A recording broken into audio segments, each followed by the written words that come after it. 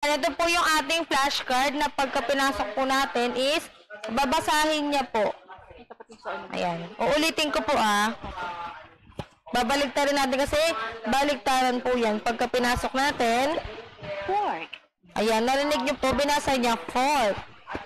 Ayan. Tapos pag binaliktad mo po ulit, Spoon. spoon. Cha-charge nyo lang po siya mga mi. Perfect na yan sa mga babies natin, lalo yung papasok pa lang, yung mga first day pa, first ano pa lang nila, yung mga nursery, ganyan, preschool. Diba? Para hindi naman maboring si baby. Pwede natin yang gamitin. Off lang natin. Ayan na po yung number 65 natin